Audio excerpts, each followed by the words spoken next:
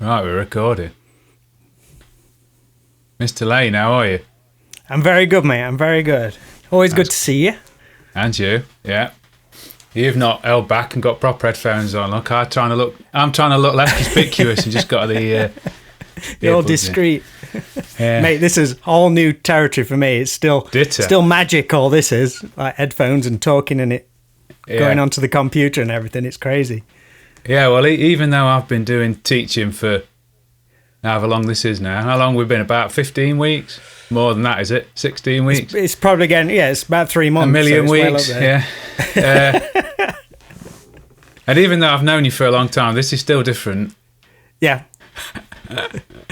So go on. Still that detachment, it's weird. I know. So obvious question then. How have you been coping?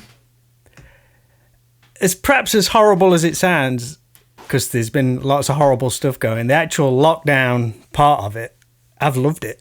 It's been great. Yeah. From that point of view. Obviously, I wish it didn't happen because of all the bad stuff that's been going off. But from a personal point of view where people say, oh, I'm stuck in the house all day, I've loved that part of it. I'm not one for going out that much. So it's given me a chance to do lots of things which I've been putting off for a long time. So and I was thinking the other day, everybody seems to be, well, I think people I've dealt with, everyone's got a lot more time for everybody. You're not rushing about like an idiot all the time. So you've perhaps got more time to, if someone says, oh, let's have a chat and let's do this, let's do that. I think it's given people a bit more freedom to do that kind of thing without getting stressed out and trying to do a million other things at the same time. Yeah. Well, as I've said to a few people, I thought I'd have loads of time to record and just play guitar for myself and stuff, but it's not worked out that way. Well, that's the side of your business, isn't it, really? It is, but I think I've ended up doing more work for lessons in some ways. Right. I don't know why. But partly because I'm aware that before every lesson now, if somebody needs something, I've got to have it ready and email it to them. But it's not just that, it's then homeschooling for us. And that's got to be tough, though, to keep kids' attention spans. And we've only got one. Kind of thing. So, but no, then it's a whole new way of life for a lot of people. It's bizarre. Yeah. No, then you get pulled into gardening and doing tiling and. No, gardening I can do, but tiling I'd stay away from. I've not done it yet. I've got some boxes of tiles ready, but I've not done it. Yeah. What are you doing? Like YouTube video tutorials to tile? I love tiling. Yeah? Oh, man. It takes me too long, though. Yeah? I'm too much of a perfectionist with that kind of thing. So if anything goes wrong, I just like stress out and like, no, ring somebody up, do it properly. It takes me too long. What's the project? You're doing a whole bathroom or a kitchen? Oh, no. I've got a downstairs toilet to do some tiling on. The tiles for which we have had for quite a long time. But I've painted. This is really riveting for music fans, isn't it? Yeah. No, we've painted our fireplace, so I'm going to tile the inset. Anyway. Yeah. There's many strings to my bow. Yeah. But no, I'll have to measure it all out before so that I'm getting all the lines correct, you see. Yeah. Brilliant. And you have to work, tiling tip, you have to work out how to get the most whole tiles in. Right. Because you want to cut as little as possible. Anyway, right. So, so one thing I would just say before we actually get on to some hopefully interesting music talk is you're Bob to me, and you'll always be Bob. That's fine. I don't go in, just in case it confuses anybody who watches this who thinks, why is it? Yeah, anyway, right. So, the easiest question for me to ask, but maybe the hardest one for you to answer is, if you can think back that long now, no offence. It's fine. What was your first instrument? Was it a guitar or bass? It was guitar. I think most people, it's always guitar. It's the most accessible one, easiest one to buy. Everyone's selling a guitar somewhere. So my first one was it was a Sunburst. I think it was like a K electric guitar. Blimey. K-A-Y. Yeah. And I bought it for £10 from my friend Nathan. And I distinctly remember bringing it home, sat on a chair in my bedroom, thinking, what the hell do I do with this? I had no idea. Then I got like a tutorial book, and it just looked like the hardest thing in the world to try and start. But I think I'm one of those people where if I've not picked it up or got the grasp of it within half an hour, I get mad. It's the same as when I'm learning bass lines and stuff like that. If I have like a set of songs to learn, that first couple of hours are so frustrating. Yeah. It's like, what am I doing? Why have I got myself into this mess? I'm never going to do this. And it was the same with guitar. It just seemed like such a big hurdle to cross. But like everything, once you settle down and get into it, and when I learnt my first G chord and I could play a little bit of Every Rose Has Its Thorn, it's like, this is amazing. Oh, yeah. Awesome. Yeah, that's true. I mean, so many of my friends, particularly because I started playing when I was quite young, but when I got to secondary school, I was always trying to find a bass player or a drummer. Yeah. And maybe not drummer, but you'd convince a mate to play bass for a bit, and then he just didn't stick with it, or... But it just I think that's most bands, though, isn't it? If you start out fairly young, before you start figuring out where you advertise for people and all that, first thing you're going to do is like put a band together with your mates. Yeah, yeah.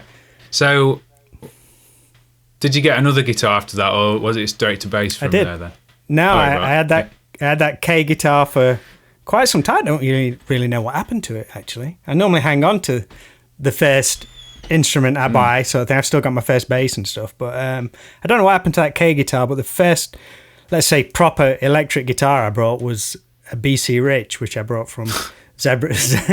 Brought from Zebra Music. And why does that not surprise me that it was a BC Rich?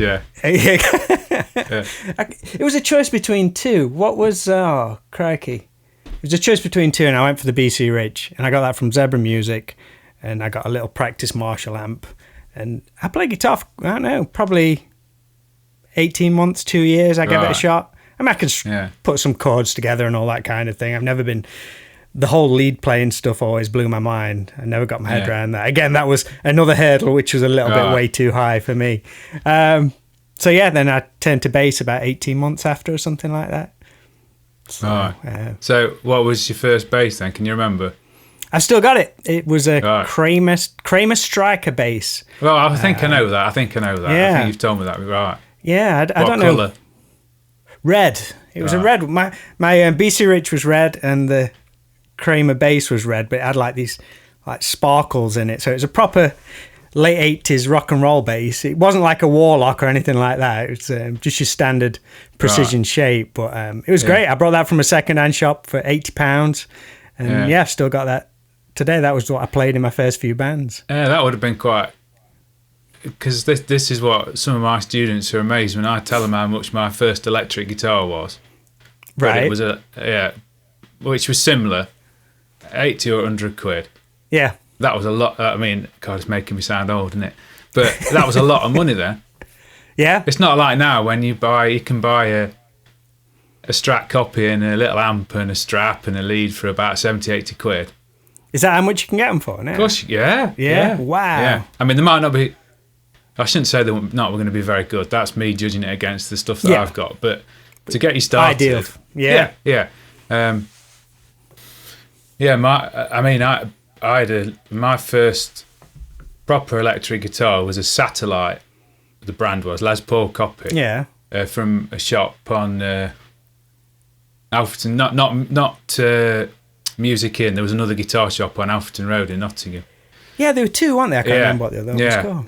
And I can just remember the action was like that, you know. But I'd come from playing a nylon string acoustic, so anything was going to be better than that. But they're worth quite a lot. Well, relatively, several £100s now. These because they were made in Japan. But at the time, I've got no idea. You don't. It's But I stumbled into a guitar shop, a second-hand shop, when I was on holiday a couple of years ago, and this guy collected them, and then he bought them up and sold them on. Yeah. And he'd not got one exactly the same, but it was about 300 or 400 quid. And he says they're quite sought after now. So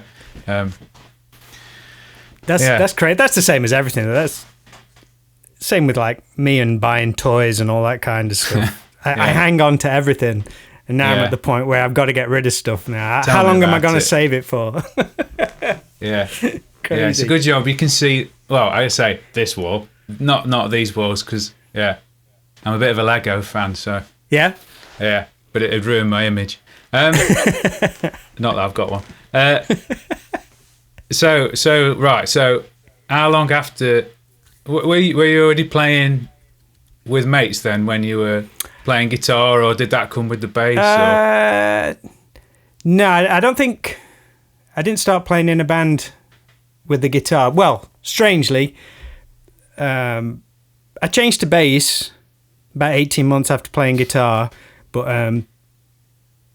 I continued to like write on acoustic, and that's when I did start jamming with mates such as Russell, your brother-in-law now, and all that kind of thing. There's the three of us, me, Russell, and Sully. And like I was saying earlier, when before you figure out how to advertise for band members and you persuade somebody to take on another role in the band, such as drums and stuff. I can remember when the three of us started jamming, call it jamming, we're trying to figure out what we're doing, but it was like, we need a singer. Who's going to be the singer? So all three of us sat round, like, we're all going to sing. I think we did Mr. Jones by Counting Crows or something like that. And it was literally all of us sing, and whoever sounds the best, they can be the singer. And it got to about the first chorus, and me and Sully just got quieter and let Russell carry on singing, and it was a lot better. There we go. There's the singer. Yeah. So I carried on that. Let's say that band which we kind of formed. We could never find a drummer, so we just carried on. Me and Sully played guitar each, and Russell sang. So I carried on playing acoustic guitar in that. But the first proper bands, it's always been bass all the way, really. Yeah. Did you have that thing about? In my experience, bass players. This is not the same. Well, I suppose it is for guitar players, but bass players never had loud enough amps. Right. Did you when you first start, because you get a little bass practice amp, but you don't realise that it's not a 15-watt bass amp's not going to be quite powerful enough. No.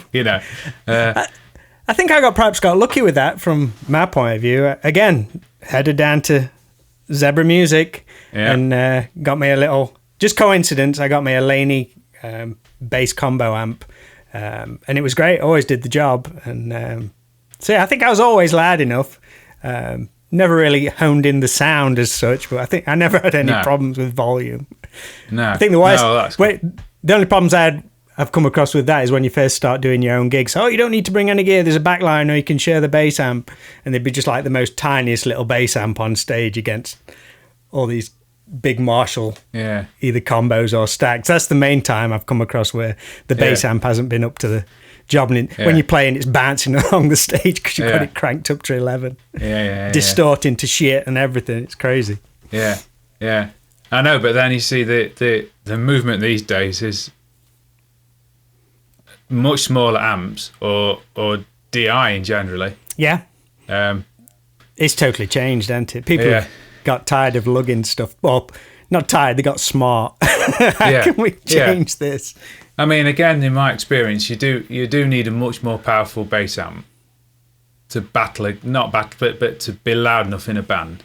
Yeah. But certainly from the guitar point of view, I mean, the days of 100 watt, certainly on most of the venues that I'll be playing, like even a 50 watt guitar amp's too much these days. Yeah. You just get it nowhere near working enough unless it's got some sort of like power soaking or something, that attenuator in it. Yeah.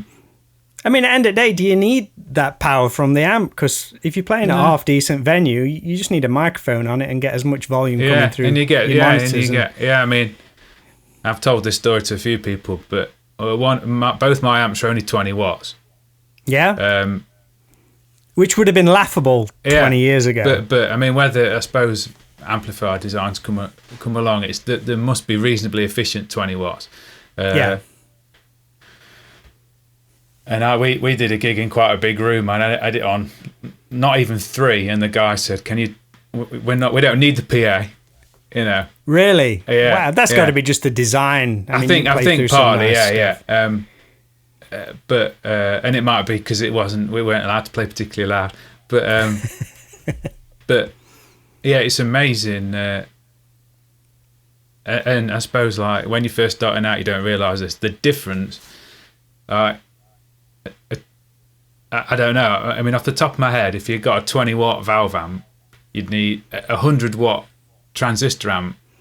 Yeah. There's tube power and then there's solid state power in a transistor, and the two just don't compare, which is why. Yeah, unless you're playing like extreme metal or something like that, you could probably cope with a 15 watt amp at a gig or practice easily. Yeah. But the advantage is you're turning it up louder, so you're getting more. But with bass, I think you need that wattage to be able to be heard, because obviously Logic, you're in the low frequencies, aren't you? Yeah, so you need a it bit just more disappears sometimes. There's no worse than so many gigs I've felt where every now and again, like, am I even on? Has something gone wrong with the amp? You have to turn around and make sure it's still on there. Yeah. But it's weird. The live setting's weird because, I mean, there's nothing better than, or nothing cooler than to stand on stage before a gig and you've got that amp cranked, and before you've even played a note, there's going to be some serious power coming out. That is cool. Yeah, definitely.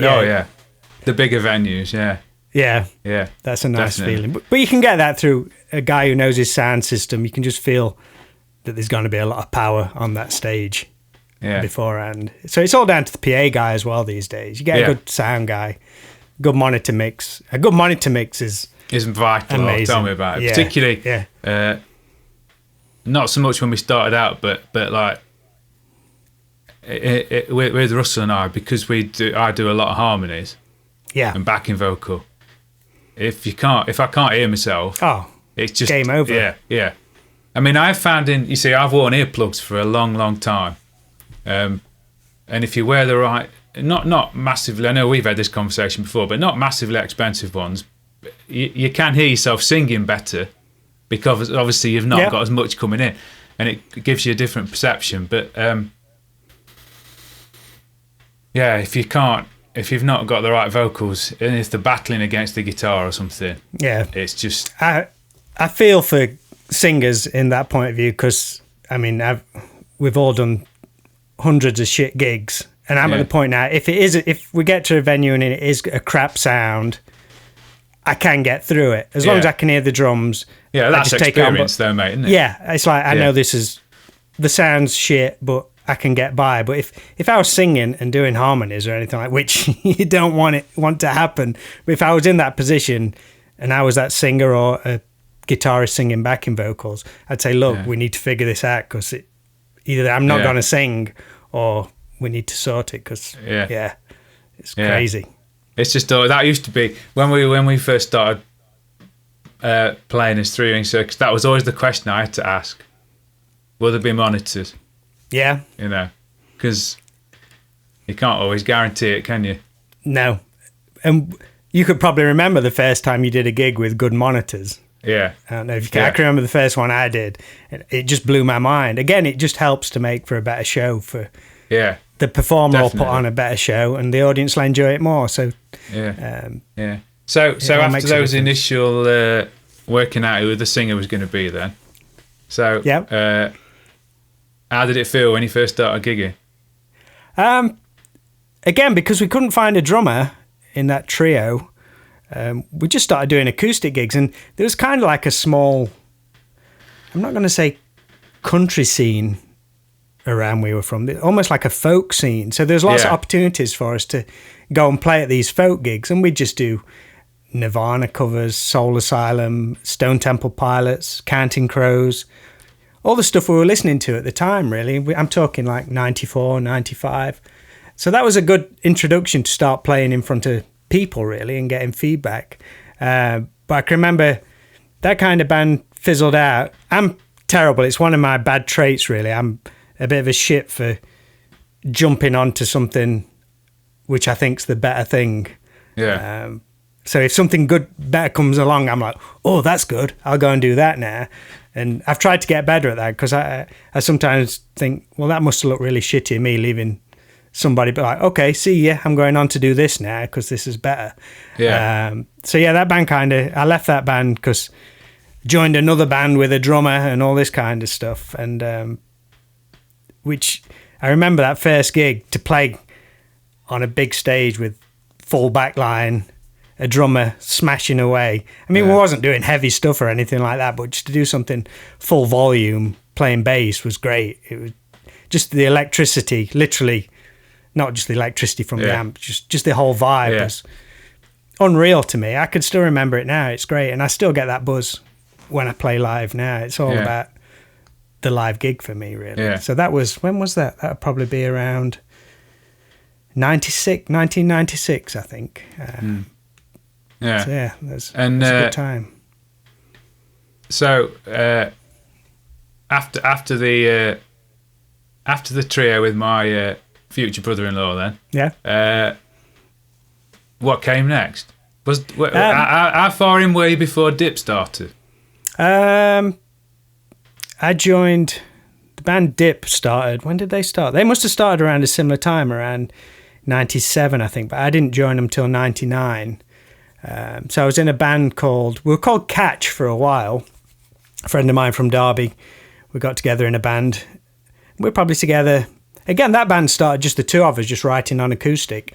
We had a lot of musical influences in common, all the late 80s hard rock stuff. And I met this guy, Luna, and he was like an encyclopedia of that stuff. I always thought I had like a good knowledge of it, but just the first night I met him, he just introduced me to all these bands. You got to check out this band. You got to check out this band. But the same as me, it was that weird crossover time in the early 90s, mid 90s, where all that music was going out of fashion. It was really hard to find bands of that genre. So we was listening to not the Seattle kind of stuff, but just more of the alternative thing. You say, oh, have you heard Collective Soul? And have you Counting Crows? He introduced me to them at the time. And so yeah, it was kind of writing along that vein, similar to what I was doing with Russell as well. So it's kind of weird that those bands were doing similar kind of things. But yeah, that was a band that kind of, I know this drummer, he wants to jam with us, and I know this guitarist and all this kind of thing. So yeah, we got this band together. We were called Catch. Found out, I think it was the week of our first gig, there was a band like somewhere in the UK, some like young boy band. Oh, this new band Catch. It was like, shit. It was like about the same week of the first gig. And but yeah, we had that band for a couple of years. Then another one, it fizzled out, as things do. And I've been watching the band Dip around the local scene, and I loved them. There's so much character in that band. Yeah. And again, it was just this weird mix of hard rock, alternative, that had elements of Faith No More and all kinds of, well, it was pretty much anything goes. And then their bass player left, and I says, I'll fill in if you need somebody, because I was doing the other stuff as well. And they said, yeah, okay. And I've been there ever since, really. Yeah. The band's never split up, but I'm still the fill-in bass player since 1999. Yeah, well, I mean, my band, as we were at the time, Three Circus, that was our first gig playing with you lot. Really? Can't you remember when we played up? Where was it at? This is really parochial, isn't it? We're talking about little. It was at Ripley. What was it called? Emporium, wasn't it at the time? Can you remember? Wow, that was your first gig. That was our first gig, with me playing with them. Obviously, Russell and the other two had been playing with Carl, but that was the first Dip gig, and then the second gig was a Dip as well. We were everywhere at that time. At the Kestrel, I think that was the second gig we played, was with you lot. Yeah. When was that then? Would that be around 2000? No, a bit after that. It was 2003. Yeah. Must be. Yeah, that sounds about right. Yeah. Because we played at that Emporium, as it was called then, a few times for what's his face, Mick Wilson. Yeah. Yeah. Local legend. Yeah, local legend. Yeah. But there was a lot of good bands around that time. A lot of, you could do like these all dayers, and there'd be like 12 original bands on there. I know, you couldn't do that now. Probably couldn't. You maybe could. I don't know. Maybe we've. Well, you could, but it just. I mean, I just talking about the current situation. I mean, I'm like you, missing gigging so much. But it just makes you wonder, doesn't it? Without being pessimistic, how we're ever going to get back to it properly. Yeah. You know, well, certainly in the short term. I mean, I know Russell and I do a lot of acoustic stuff at the Flower Pot in Derby. You guys will probably be all right, to be honest, because I think that's going to be the way into it. I think it probably is, because it's going to be difficult to have full bands on straight away. Yeah. But I noticed, I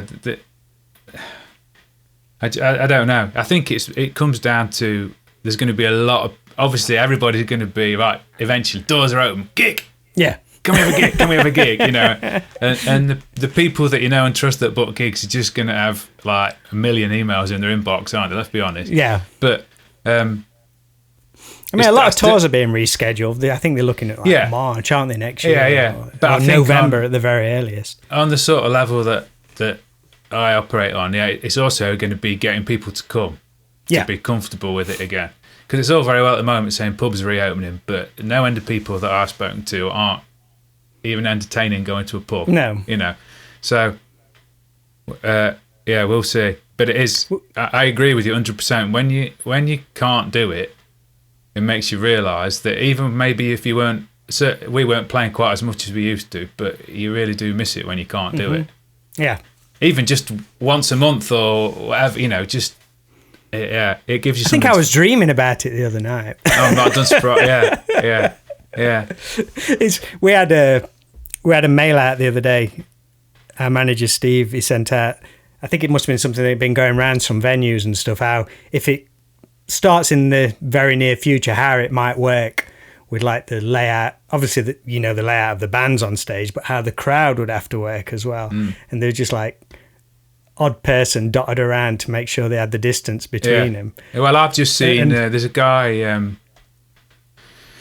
works for PRS Guitars that I follow. He's one of the demonstrators, does all the YouTube videos, and his band had just done their first gig in America, massive stage. And, you know, there would have been a couple of thousand people maybe. Well, maybe that in this sort of lawned area in front. But they got tables set out. Chairs set out 4. So 2, and then there, and then there. Yeah. You know, like with the... And, yeah. I think that's perhaps a smart way to go. Yeah, I'd not really thought of the table option, really. Because we've done gigs before where people have sat down... having meals brought to them and all that kind of thing, and it's been all right. I think that'd probably be the best way to go. I think from a visual point of view, because this plan which we saw with the odd person dotted around, my initial thought was, no, that's ridiculous. Then I thought, well, that's pretty much every gig I did between 1996 to 2005, really. But yeah, the table thing, I think that could work. That might be a new slant of it. Just to try and at least the place would look busy and it'd look full. I'm going to say to try and control people. That sounds wrong, doesn't it? But you know what I mean. To try and make sure that people aren't doing something that they shouldn't be doing. Yeah. But again, you see, we're used to that from doing acoustic gigs, because a lot of the stuff with people that could play at the Flower Pot is quite nicely set out. But you know, right. So Teenage Casket Company, then, Bob. Yeah. That was kind of the next one on from Dip. Yeah. Really. We played together a few times, and you built up quite a good following, didn't you? Yeah, I think that's one thing we did do right, really. I think when that band started, I think we started rehearsing at the end of 2003, started gigging in 2004, if my timeline's right, and it was just this weird time. Me and Rob Wilds, when we spoke about the band, with, again, like I was saying with our friend Luna in the earlier band, was into all the same stuff, late 80s hard rock things, but it was like, it's not in fashion anymore. This is like the worst music we could pick to do, really, at this time. But it was the music which we loved. But there's a lot of bands around that time, if you really sought them out, there was bands which had a similar feel to it, such as, and they were really successful at it. Bands like All American Rejects, Goo Goo Dolls, all that kind of ilk. Bowling for Soup were doing it as well. They're almost being seen as American Hi-Fi. They were another one. They're almost being seen as pop punk bands back then. But if you knew the 80s hard rock stuff, you could see similarities. And some of those dudes are actually from that kind of era as well, like Butch Walker, who was in a band called South Gang in the 80s, early 90s. He was writing for Avril Lavigne and all this kind of stuff. So he was like one of the top guys in that pop punk genre, but he came from this, let's call it the hair metal background. So when me and Rob was saying about what kind of band we want to do, it's like, let's do it in that kind of thing. It still have the big choruses and the hooks, but it might fit into more modern day kind of thing. So yeah, we started that band at the end of 2003. And when, I don't know, I like to think that when we came out in 2004, we were pretty unstoppable, whether that was just in our own heads, but we just treated it like every gig was our last gig and we came out 100% every time. Yeah. So I think that was a combination of everybody, myself, Rob Wild, and Jamie Dellericht as well, because he was a snotty punk who treated every gig like, come on, let's go. And those first few gigs were just amazing. Like, we just like, don't care who we play with, we'll play with the heaviest band, the punkiest band, but we're still gonna destroy basically.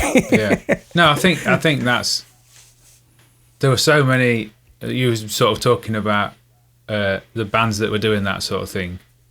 There's a definite, not necessarily all of those, because some of those are probably were newer bands at the time, but established bands were like making records, because you naturally do, don't you, that maybe we're reflecting Pearl Jam, Nirvana, Alice in Chains. There's so many bands did it. Some more successful than others. But I can definitely hear what you're saying, that you took elements of the stuff that you and I both listened to, sort of, I don't like to say growing up, but as we moved on in our music, but then you moved on to listening to other things and you brought a bit of that in. So I think that's that's being true to yourself. I mean, it's not forced, is it? It's it's the things that you wanted to. I can definitely hear where you're coming from with that. I can remember writing a blog back then, probably on MySpace or something like that. When TCC started out, I can remember I said the only bands which were doing, even rock was a dirty word around the early 2000s. I don't know if people remember that, but if you said, oh, this rocks, it wasn't being used back then. It really wasn't. The only bands which were doing like a big rock show, I'm talking like mainstream popular bands, were, I put it in this blog, there was Robbie Williams, there was Muse, and they were Busted. They were the only three examples I could think of at that time who were doing a big stadium style rock show, and we wanted to do that kind of thing, but in Junction local, 7. Exactly, in a local club in Nottingham. That's what we tried to do. We didn't have the pyro or anything, but that's what we tried to capture at that time. So latterly you've obviously playing with Ryan Hamilton at the moment, but how did you get into sort of playing with the guys for playing people on vacation and all that sort of stuff? How did that all come about? The whole hired gun kind of thing. Was it luck, or was it persistence on your part speaking to them? Or I know, didn't you interview some of them for your magazine? I mean, taking it right back to why I picked up bass originally was meeting a guy called Todd Jensen, who was playing in a band called Hardline at the time, who was supporting the band Extreme, who we're both fans of. And I was playing guitar. I got the chance to meet him because I'm still a major fanboy of meeting people in bands, and we used to hang around after gigs to get autographs and all this kind of thing, hang around the stage door. And he spent like 10 minutes talking to us one time, and it just had a massive effect on me. It was, and after I met him, I was like, oh, that guy plays bass, I'm going to play bass. So that was the reason I picked up bass guitar. So I was idolizing this guy, and his role as such was a hired gun. After he played in Hardline, he went on to play for Alice Cooper, Steve Perry from Journey, lots of really big names. And for some reason, I was gravitating to those kind of people. Your Todd Jensens, your Ryan Roxy from Alice Cooper's band, Kerry Kelly, who was playing in like Skid Row, Pretty Boy Floyd, every band you can think of. So for some reason, I was gravitating to these guys. I thought they were the coolest members of these bands for some reason. So I kind of took that as a mental note. Then I was still going to see all my favourite bands from back in the day, like Tough, Pretty Boy Floyd, Bang Tango. All these bands would still tour consistently in the UK. And I remember going to a gig, and it was Pretty Boy Floyd, Bang Tango, and somebody else, can't remember who else. But you'd still have the lead singer from that band, but the backing band would stay static between the different bands. One band would play, the singer would go off 15 minutes, the other singer would come on, but the band would stay the same. So again, a mental note, I was like, I could do that. So all I did was email the booking agent of these bands and said, look, if you ever need a bass player to change things up, let me know. Never heard anything back. They didn't even reply to the email. 3 months later, an email dropped in, do you want to come and play bass for the Bullet Boys on a tour, UK European tour with Fast Pussycat, Enough's Enough and Bullet Boys? Didn't want a resume or anything like that. That's how it was working back then. Blimey. So I was like, okay, yeah, I'll do that. Yeah. I'll give it a go. So it was literally learn the set, away you go. And I just love doing it. I've always had a knack of learning songs pretty fast, I think. Yeah. Well, my bass playing approach is pretty simple, but... we've had these discussions in the past where I think, and take this as a compliment, I think you're one of those people that underestimate your ability. Right. Shucks. Because you some of the things you've said, you must have a very good ear to be able to do that sort of stuff. Right. You can't. I'm talking to I've always, from day one of playing the guitar when I was quite young, I'm not going to tell you how old, I've done one or two things. Experiment on the guitar to try and play something that I hear in my head, right? Yeah. Or work stuff out. I mean, as soon as I got a guitar from my very earliest, I can remember just sitting down with a record and trying to, and I still do the same thing. This is the way you do it. Tip: just put your finger on the 6th string or on the 4th string and just play every note chromatically up and down the string until you find one that sounds right.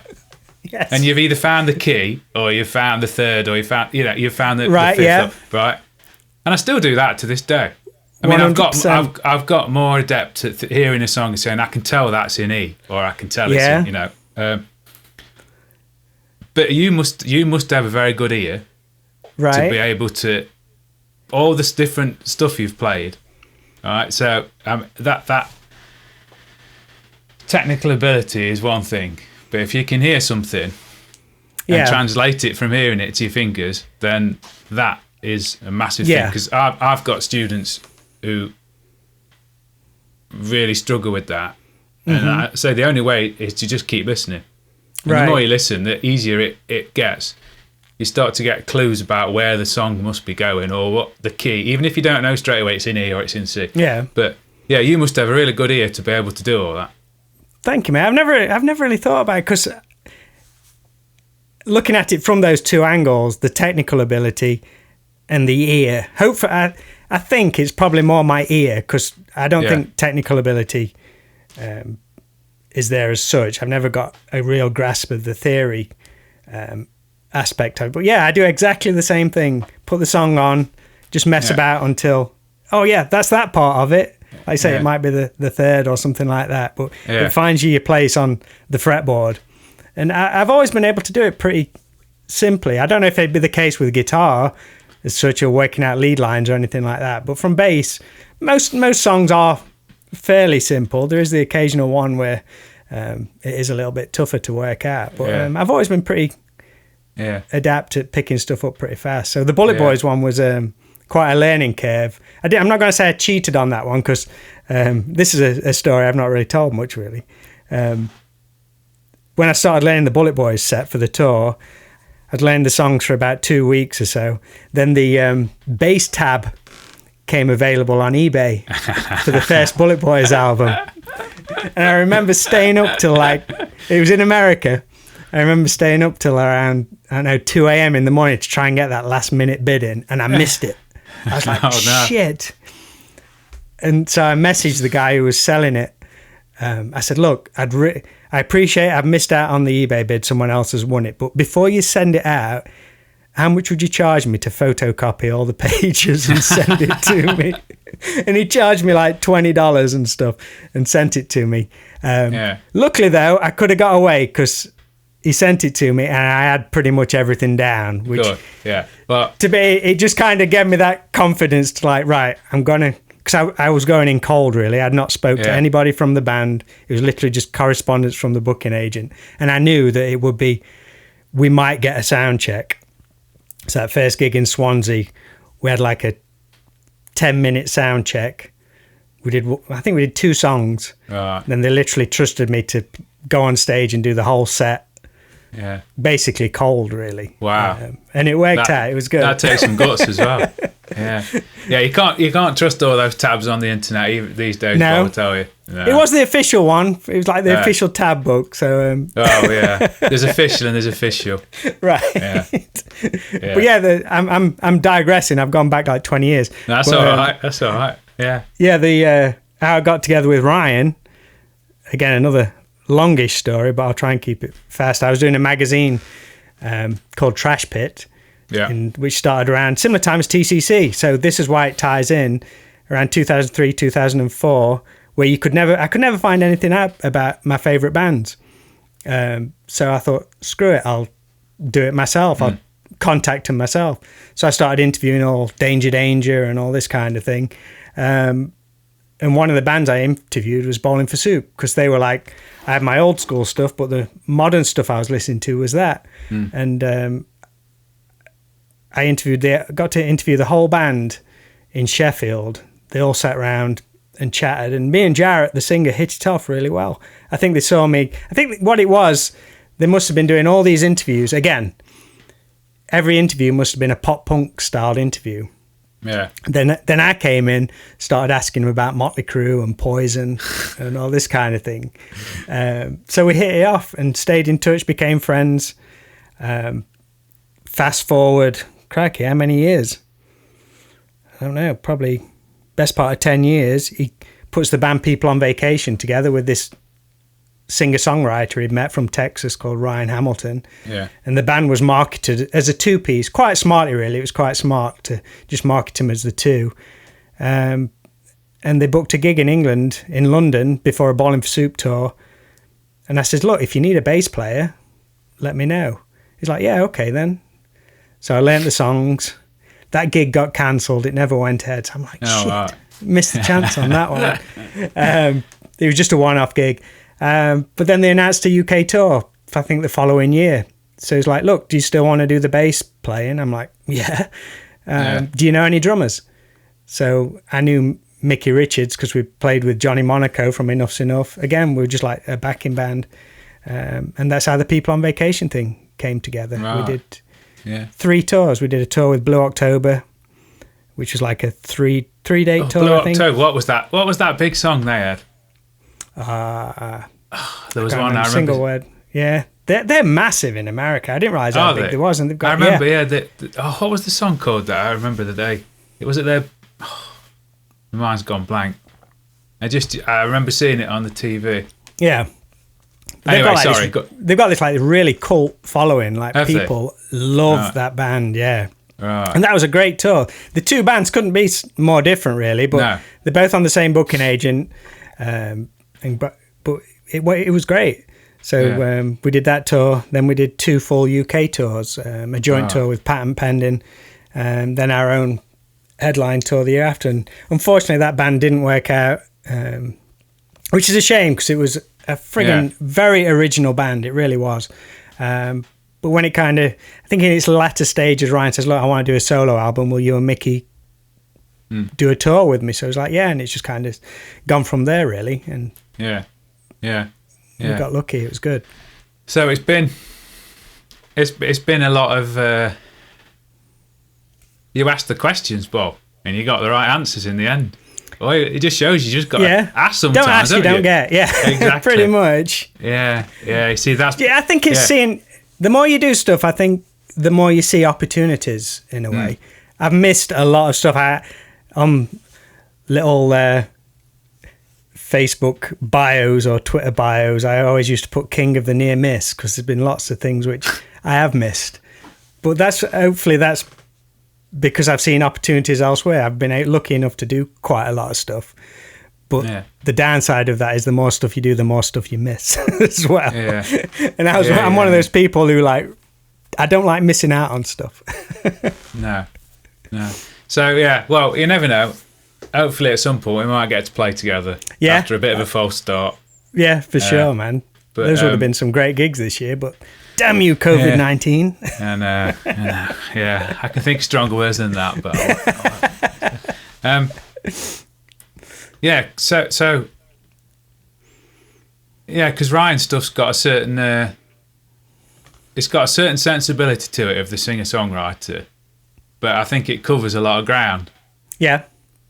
And I think in what way? Accessibility, commerciality. But, you I suppose that's down to the way you write stuff as well. But there's the rockier stuff, like Mamacita and those sort of songs, and then obviously more recent stuff. From what I understand, maybe a bit more acoustic, but it's good to have those different. Arrows to your bow? Is that right? Yeah, for sure. Particularly in this day and age where you've got to be able to appeal to lots of different people, haven't you? Let's be honest. I think every album he's done has been very different, which I've always liked, really. His first official solo album, the Hell of the Day thing, that was very power pop, really. Yeah, I really like that album, though. Yeah, I think that's a reflection as well of him working with Linus, the producer, as well, because Linus, his power pop sensibility, and it was a great match, really. It's a great power pop album. Yeah. The first album we did as a full band, Devils in the Detail, I think that was a product of his touring with Ginger Wild Art. So it was like, all of us took those strings on his bow. Yeah. We loved that tour. It opened up so many doors to us. So I think it was bringing elements of that on as well. So it's a big rock album. Then This Is the Sound, I think, was probably the first one where it sounded like a band unit. There's still a lot of rock guitars on there. Yeah, but it's a very This Is the Sound is a very cohesive album. Yeah. I thought of that from the first time I listened to it. When I first got a copy, it sounds like a whole. Yeah. Rather than sometimes, you can feel some stuff on some records is shoehorned in a bit, can't you? Right. Yeah. For sure. I can understand why it's got the accolades it's got, because it's definitely a complete thing. It is very cohesive sound. Yeah, if that's the right word. A lot of that's down to Ryan and Dave Draper, the producer. Yeah. They work so well together. Dave's like a whiz in the studio, he really is, and I've never really worked the whole producer thing. I think to a lot of people is very grey as to what does a producer do. And I'd never been in that situation before. When we did the first full album with him, Dave, I mean, I'm not ashamed to say it, Dave comes up with 95% of the bass parts to it. He knows how that song, this combination of Ryan's demo and together, they kind of know what the song should sound like, really. So I'm more than he plays these parts, I'm like, holy shit, that's a great part. So I'm more than happy to play along to what his ideas are, put a few bits of myself in, but what works for the song at the end of the day is the most important thing. So having someone on board who really becomes another part of the band and shaping this project, it's a very important part of the puzzle. Yeah.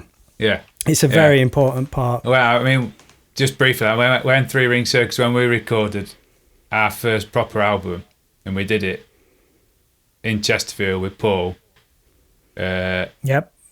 Above the toilets. We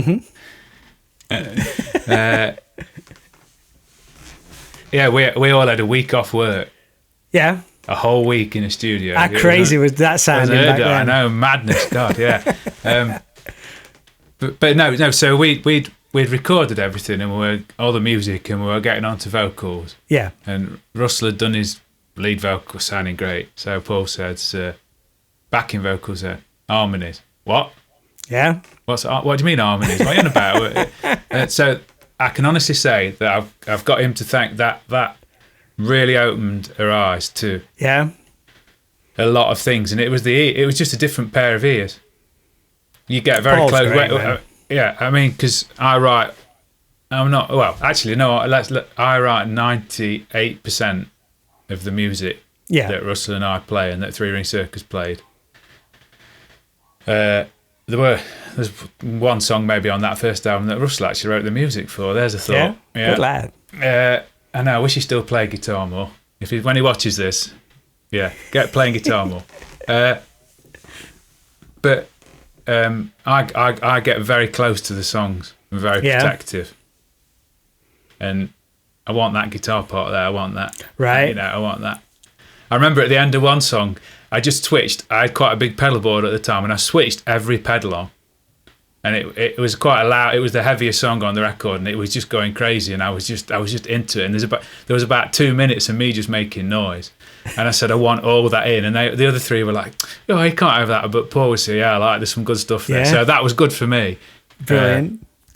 But yeah, you definitely do need some fresh ears on stuff. It gives you a different perspective. And I was probably very skeptical about that. But any musician starting out, it's a really good thing to have somebody else who's not in the band have some input. Yeah. I'm not a songwriter, so I can't imagine what it's like for people like yourself and Ryan to come up with that idea and see it, even to visualize it. I admire that, because when I've recorded some of my straight to video stuff with my friend Nat, it's only cover songs, which I do, but I put a lot of trust in him as well. I'll learn the chords to it, and if I'm singing on it, I'll have a few run-throughs. But for someone to take the song or to visualize the song into the finished project is amazing to me. It really is. For sure. Yeah, it's a good job. Well, in some ways. Yeah, both like from our point of view, Russell and I have both got very strong opinions, but I have to see the whole. Yeah. Oh no, I better not say what I was going to say, because you'll watch this. No. He's going to ask you though now. What was you going to say? But quite rightly, Russell constantly wants his vocals to be right. Yeah. Because he's a great singer, and he wants it to be right, and that's fine. And I think a lot of times you live and die by the singing, don't you? Yeah. I mean, the music could be fantastic, but if you've not got a very good singer, it's not. Yeah. Or if so that's just my opinion anyway. So I do tend to like to put his voice right up front anyway. But the problem, I have to listen to the whole, not just my guitar. Well, I have to make it all work. You produce a lot of your stuff and record and engineer all of the whole thing. Because I can't afford not to. So a lot of hopefully I've developed a bit of skill in doing it. It's just like my guitar playing, pretty much self-taught. All of this recording and all self-taught. I mean, I learned a hell of a lot from doing that first album. But from there onwards, just learning on the job. And I didn't really understand what I was doing by moving this frequency here and moving that one there. But again, ears, I can tell when it sounds right. But so I think it's interesting you say that. It definitely it is sometimes. Well, but it still has to be the right person that's giving their opinion, doesn't it? Someone. Yeah. I remember somebody once telling me that my songs were overcomplicated, and I didn't take kindly to that. So needless to say, I didn't work with him anymore. Anyway, that's another story. So I suppose because we could keep doing this for about 4 hours. Because we've not even talked about my hard drive won't take that much space. We've not even talked about all the gigs we must have been at the same time, but separately. Got to be. We can fire a few. Well, we've talked about a few fairly recently. Extreme several times. Okay. Which one? Go on, fire. Which one? Well, Nottingham. When they played the concert with King of the Hill Sporting, that was amazing. Where was you sat? Can you remember? First tier, right on the front row, I think. We were probably in a similar place as well. Yeah, I always tried to get that.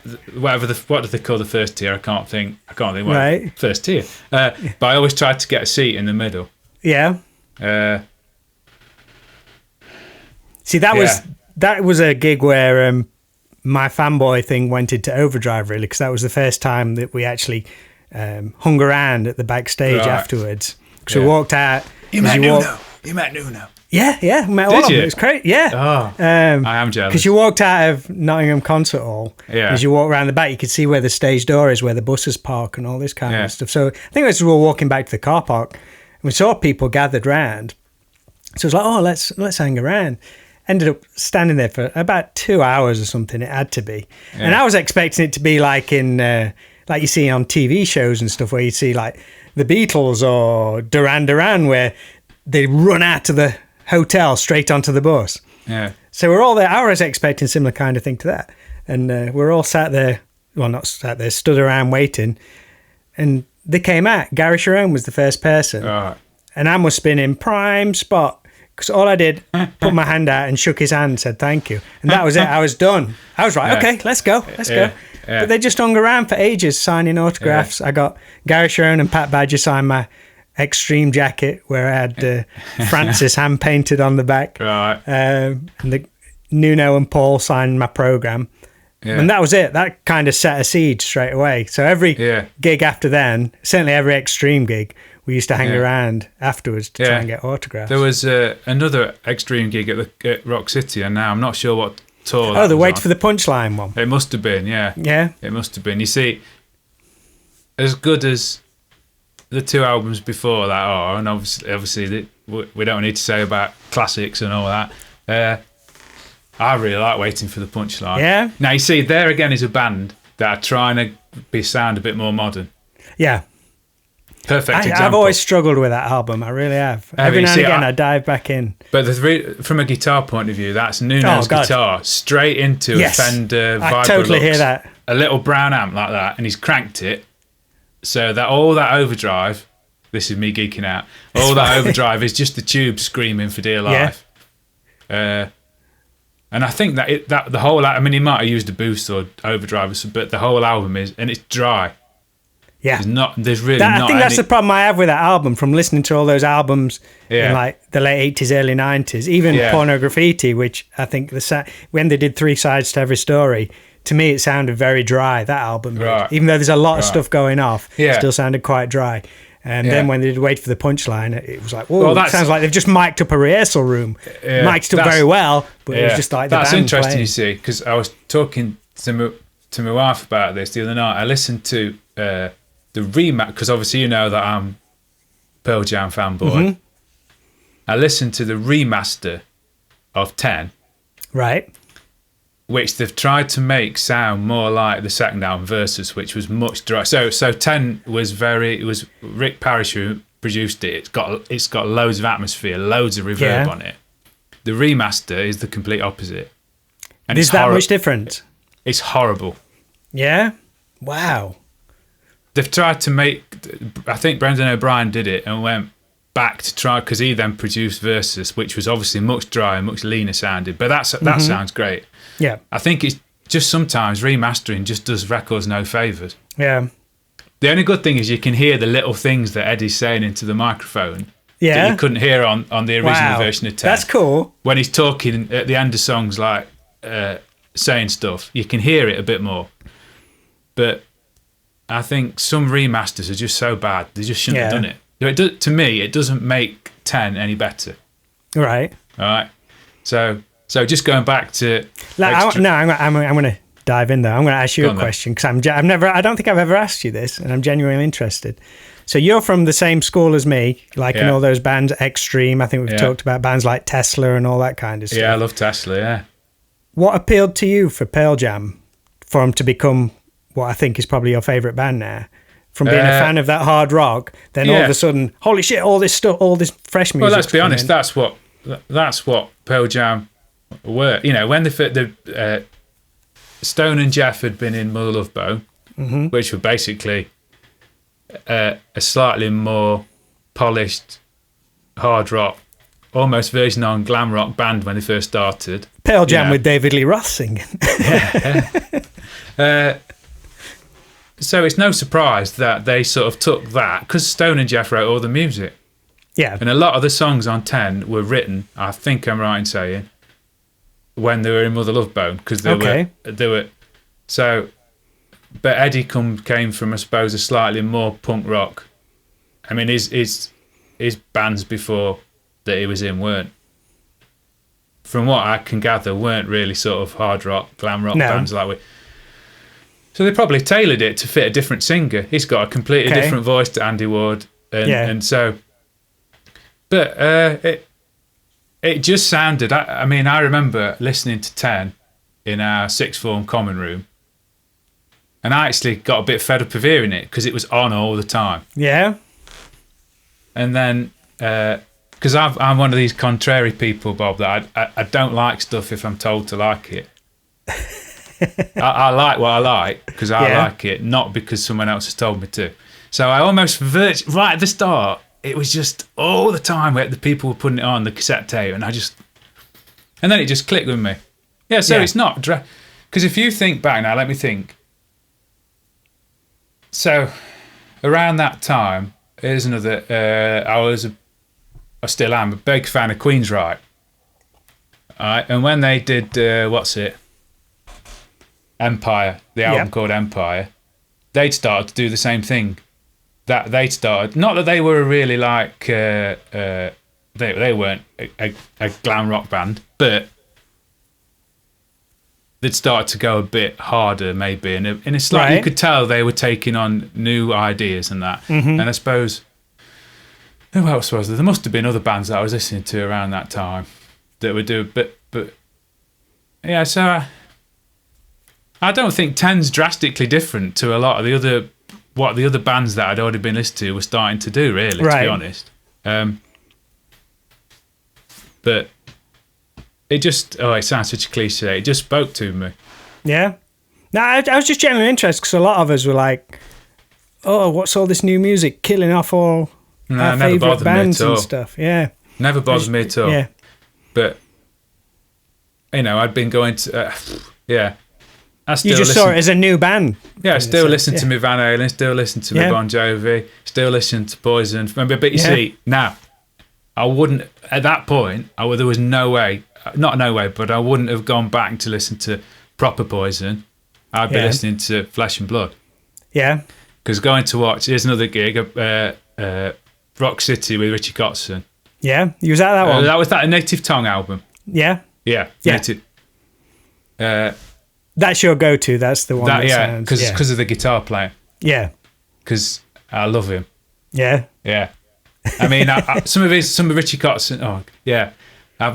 Some of the solo stuff I really like. Some of the other stuff I'm not. He's obviously, but he's experimenting with different stuff with the piano and whatever else. Yeah. But,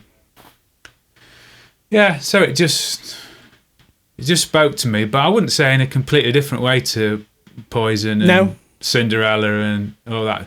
But just music at the end of the day. You get different, take different things from different bands. But you see, the Cinderella, there's a band. You see, there's a band. A lot of my friends would never listen to them, right? But I just love the bluesiness and Cinderella, one of those bands where every time you listen to it, I don't listen to them a lot, but when it comes on, I'm like, holy shit, this is good. Yeah.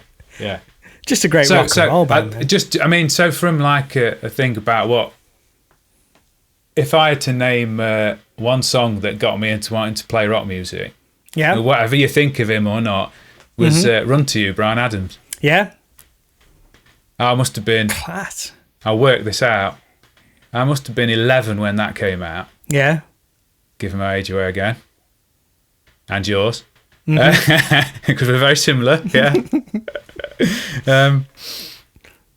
And he was on. I don't know whether it was Noel Edmonds Swap Shop or whatever the Saturday morning program was at the time. Yeah. And I think I'm right on the original official video. He walks into like this wood and there's all leaves and he's just walking through playing his and the riff comes on. Yeah. Now, whatever you think of Bryan Adams, I still listen to him. That is a killer riff. Yeah. Isn't it weird how things just grab you? Yeah, and I got my nylon string acoustic, and that was the minute when I realised, right, well, this ain't going to work anymore. I need an electric guitar. That's amazing. But you see, again, here's the contrarian me. Reckless is not my favourite Bryan Adams album. Okay. My favourite Bryan Adams one is the next one, Into the Fire. Right. Which is, he went What's a bit on that more one? Introspective. No really big hits on it. No? but the title track of that, Into the Fire, it just gets me. I just love it. So I would, if I was going to go and pull one of his albums out to listen to, I wouldn't really listen to Reckless because I've heard it so much. I'd listen to that one. I'll have to have a listen to that. I've never. It's like missed that one. A lot of my favourite bands, like Pearl Jam. My favourite Pearl Jam album was not 10. My favourite Pearl Jam album was Vitology. Okay. Because it was just such a hit in the face, different to what they'd been doing. Yeah. And it just, again, spoke to me in a different way. I'm trying to think of, like Stone Temple Pilots.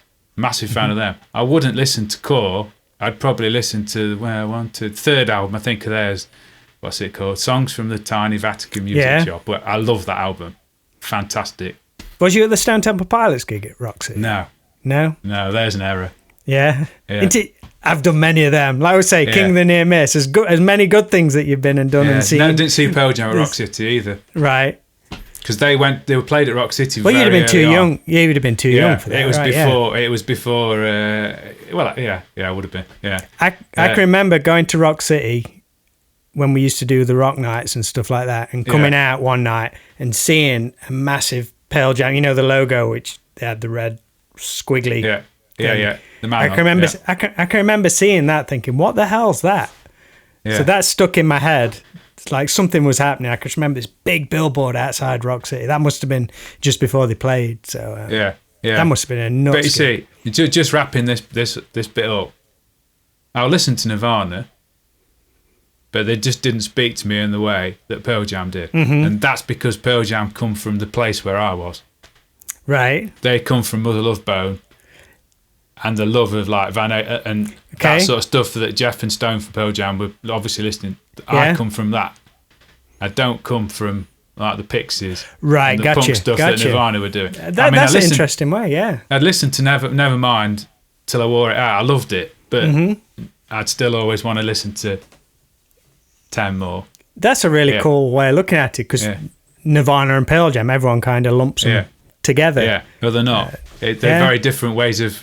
Just playing coming at the same place though, music that moves you. God, that's really. But it's true.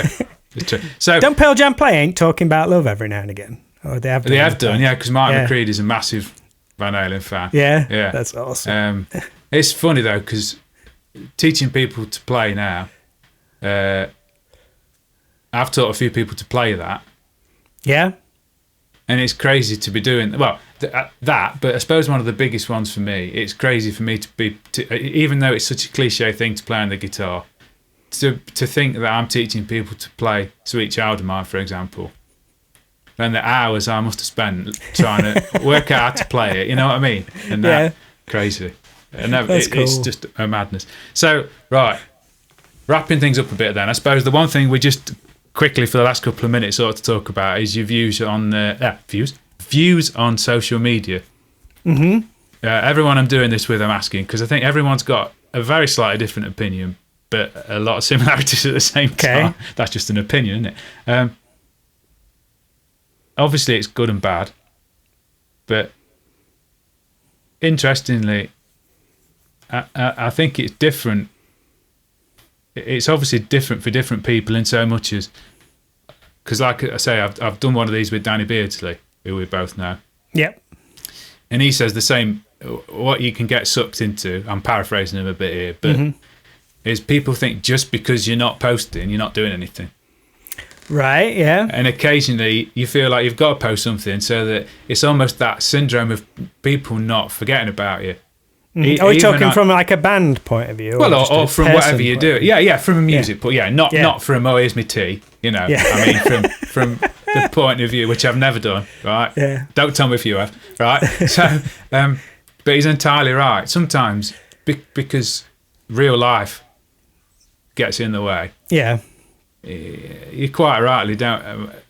People like us perhaps don't have time to be on there all the time. Even though I look at my phone, like I'm not constantly putting stuff up. Because it's all about music for me, and I think if I've not got anything to say, I'm not posting anything. Yeah. Have you found it useful? Oh God, yeah. That's a tough question. It is useful. Yeah. But No, but I know. I mean, yeah. even just going back to when TCC started and MySpace, that MySpace was a freaking game changer, man. It really was. We had fans in America and stuff just because they'd seen us on MySpace. The way that website operated, I mean, I think if you looked at our old MySpace profile now, you'd be like, what the hell is this? It did look so clunky and everything. But the doors it opened were unbelievable for every band. It changed the whole landscape of everything. And it's a shame that Facebook didn't utilize the band way of working like MySpace did, where you clicked on a band's profile, boom, the music started playing straight away. That'd be, or just on a personal profile where you could put a song, you go on someone's profile, the music plays straight away, whatever song you had on there, which is something which I think is missing.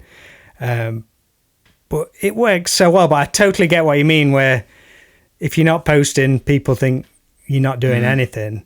But it depends how deep in the rabbit hole you want to get with that, with algorithms and all this kind of thing, because they say that you should at least be posting every couple of days just to keep you up there in the things. So it's a funny one. You can't trust when people have had so many hundreds of likes on something, because you can buy most of them. No. The sad thing about that, though, is the same as Spotify and all this kind of stuff is, unfortunately, I think a lot of record labels, management companies, agencies and things like that, they do look at those numbers. Yeah. But you can't build those up until you've got some, and you can't get some until you... But it's all chicken and egg from so many perspectives. Yeah. You know, me trying to... I've had a few videos of like gear that I've demonstrated, shall we say, just played it basically, that have had 30,000 views, you know, and I send them to the company and say, look, you know, I'm doing this, look, it's really don't hear a sausage, you know, and I chase it. I've even chased some of them up. Right. So you think, how many views of this have I got to get before someone says that, you know what I mean? Yeah, it's a tough one, I think. Because there's so many people doing it as well, that's the problem. Particularly what I've been trying to do about demonstrating stuff. I don't do that so much now because people do it much better than me, but there's people that are established, you just leave it to them. You know, I think it's hard. I've seen on your videos, which are great, by the way, you do them well. Because everybody looks at YouTube now for learning stuff or getting reviews on all that kind of thing. So you do stuff very clear, as does Danny. His tutorial videos are great as well. Yeah. I don't know, at the risk of sounding harsh, I think you perhaps need to ask, why are you doing it, really? Because if you're enjoying it... that's all that matters. Because I've seen comments on your videos with people I don't reckon, maybe you know them, I don't know, who say, great video, this has been really helpful and all this kind of stuff.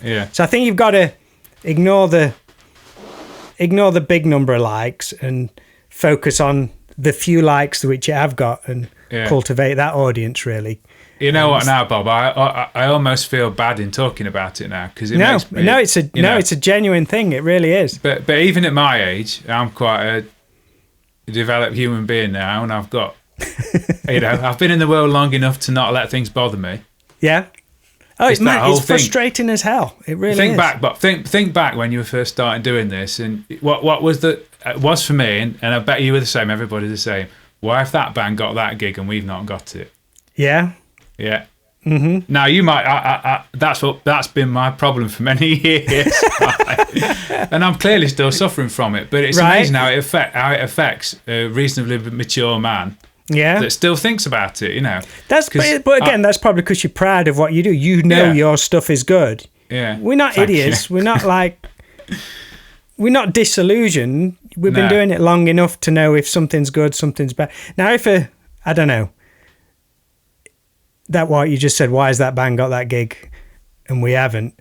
If I generally thought that band were rubbish, but I don't want to call anybody rubbish because I know how hard it is to get a band together and all this kind of stuff. But if I could read between the cracks and think, why have they got that gig? Is it because they know somebody? Yeah. Is it because they've paid to get that gig? Or there's so many elements in it. I don't know. I could, when I was doing like the hired gun stuff, and if somebody else got a gig, should I be pissed off about that or not? Or throwing I don't know if this is relevant or not, throwing like the Bullet Boys in. I just did a couple of tours with them, if I got kicked out because Lonnie, the original guy, wanted to come back in, I'd be like, fine, that's awesome. That guy deserves to be the guy. Of course they're going to choose him. Now, if they chose somebody else, just, oh, Rob, we don't want you to do this tour. We've got Tim Smith, whoever Tim Smith is from such and such to do the gig. I'd be like, why has he got the gig? I might be questioning then, because I think I think I do a good job. So I know there's so many elements, mate. There really is. Yeah, so, it's fighting with yourself because you obviously know you do it. Yeah, and it winds you up, and it perhaps shouldn't. I know. Yeah, let's stop talking about it. Right, so let's try and wrap things up because, as I say, we'll be doing talk this all day forever. I know. I've enjoyed it. Melt your hard drive. Yeah. So, briefly then, Bob, what's the future holding then? Do you think for you and your many musical? I don't know. I still get excited about stuff. I've just started doing my own podcast now, which I've been wanting to do for a long time. I miss talking to people like this, which is awesome. Yeah. Just always moving forward. I've always categorized stuff in years. What did I do last year and what did I do this year to show some progress? I've always done that. As long as I'm not taking a step backwards. Oh, we did this tour. It was a little bit bigger. We got this kind of response. Or we put that album out last year. As long as this productivity and things moving... We've all been in that part where, right, I'm going to do this music thing till I'm 25. Then you get to 25, right? I look all right. Let's give it another 5 years. I'll do it till I'm 30. But there's so many opportunities. I say you got to look, like we were saying about the videos and all that kind of. Yes, we are aiming for that to get paid for it, or something like that to get rid of the monotonous everyday stuff. But if you're enjoying doing it, then carry on doing it and look after those people who do enjoy it. Because there is people, no matter how small that number might seem, you got to build that audience. Yeah. Well, you know what? Enthusiasm gets you a long way. Mm-hmm. And you've got plenty of that. I'm trying to. I'm very jaded of a lot of things. Yeah. It's we've got to end on a positive note. Yeah. Yeah. If I had to give advice to somebody, like I've got a couple of my students, one in particular, who realised he started playing with his mates in a band, shall we call it? Even though they hadn't got a bass player. Okay. No price, fine. But get a bass amp on stage and put two guitars. Octave pedal. Yeah. Sorry. But his enthusiasm for it. Yeah, it's fantastic. I said, I've told him you've got to keep hold of that because something will happen at some point that will knock you, but you've got to try and keep that enthusiasm going, and that's why you keep playing. I think I've always been so I just love the guitar and enthusiastic for actually just sitting down and playing, even though sometimes you sit down and play the same thing as you've always played. But I think enthusiasm gets you a long way. Well, you can tell from you love playing guitar. You love music. Yeah. The only thing that perhaps brings you down is the frustration that you want it to be as big as. Yeah. I mean, at the end of it's not even. Everybody wants recognition. Yeah. When they do this, anyone who says they do it without wanting, you do it for the love. Both you and I do, and that's certainly what me and Russell do. Because if you didn't do it for the love, we wouldn't still be doing it. Yeah. But social media is tough as well, though, because you see other people, like say, why they got that gig? Why are they doing this? Why? But don't be fooled by a lot of stuff as well. But deep down, we all want everybody wants a tiny little bit of recognition. Yeah, for sure. You know, and when you get that little bit of recognition, you want a bit more. And then you want addictive. A bit more. Yeah, because it makes you feel good. Yeah. Yeah. We've been stood outside in the rain in Wirksworth playing at the Wirksworth Festival, and one person comes up and says, "Oh, you're really good. Yeah, I'll have a CD." Yeah. And that makes you feel really good. And you know when people are blowing smoke up your arse and stuff like that, you could tell when someone's genuinely, they'll make an extra comment or compare you to somebody or you remind me of somebody or something like that. And you know you know when the genuine ones are. Yeah. We always say there's comments when you play with bands who you perhaps didn't like, and you're gonna have to cross paths with them when you're changing gear and stuff. So what things do you say to them? Yeah.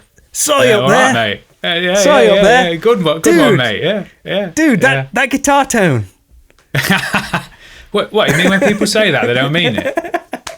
What are you saying? Sorry up there. That's my favourite one. Now you see, this is probably the best compliment. We played a gig, I can't remember,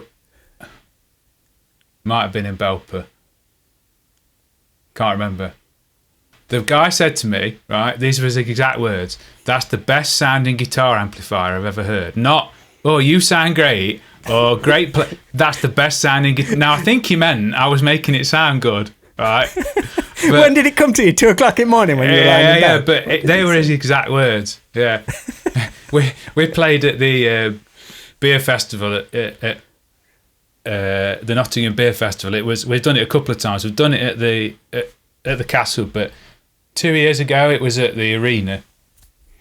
And we were setting up, and my wife was stood in the and she could hear these 2 blokes behind. She says, "Oh, he's got a couple of PRS guitars.